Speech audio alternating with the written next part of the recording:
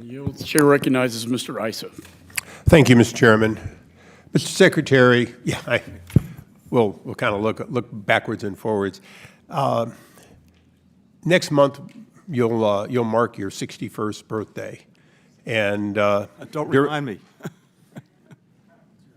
Well, at my age, I'm jealous. But Mr. Secretary, you're one of the most qualified secretaries during my tenure. You have spent a very long time learning history and being prepared to not repeat it. So I'm going to give you just a couple of names: Saigon, Tehran, Benghazi, Tripoli, and Kabul. Each one of those, to most people in the State Department, represent a failure to smoothly withdraw, a failure to anticipate, and the like. Now, the chairman had a fairly lengthy discussion with you about what the committee wants and needs in order to do its oversight. And in a very Kissinger-like way, you gave answers not to his questions, but answers that were the ones that you came here prepared to give. Mr. Secretary, I have with me, you'll recognize it, this is what your discovery looks like often. This is actual discovery from the State Department. I might suggest to you, after our mutual many years of doing this, that your best choice is accommodation when appropriate, compliance when a subpoena comes, which means that this sort of redaction cannot and shall not be accepted by Congress once a subpoena is issued. I might also suggest that if you deliver something under the cloak of being secret or top secret, that redaction is by definition inappropriate. That in fact, if we view in camera, redaction is inappropriate.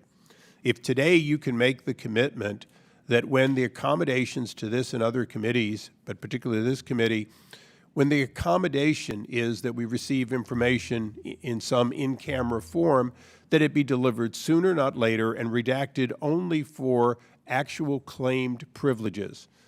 If you can make that commitment, I think the chairman can rest assured that we won't be getting what I sometimes call a black cow eating a licorice at midnight. Thank you, Congressman. I appreciate that. What I can commit to is this. I can commit, as I have committed to the chairman, to finding a way to make sure that this committee gets the information that it rightly needs to conduct its oversight. And I need to do that in a way that, of course, as I said in the case of the descent channel cable, protects the integrity of that process, but making sure that you get the information. More broadly, when it comes to documents, of course, we have national security considerations. There may be legal considerations, but I take the point that you're making. I want to make sure that you get the information, and that information Mr. is Secretary, not unnecessarily since you've sat behind the senators, and you've been on the other side, you're well aware that this co-equal body determines what it believes it needs to be seen. And with the exception of actual stated privileges, the court, if we have to go that far, makes it very clear that, in fact, we determine, not you, what our legislative needs and need to know is. So I might suggest that although that answer, again, in a very Kissinger-esque, I appreciate it. I'll take that as a compliment. It is. But please, put the other hat on that you wore when you sat on this side of the dais and recognize that the accommodation of sooner rather than later, in camera, if the chairman and the committee agree to it, allows us to then debate the smaller portion that might need to be made public or in some other way disseminated. I'd like to take an opportunity, because the world is listening, to speak past you for a moment, Mr. Secretary. The people who wrote the dissent cable are free to come to this committee, free to come to our staff, and free to come to the chairman as legitimate whistleblowers, to be fully protected.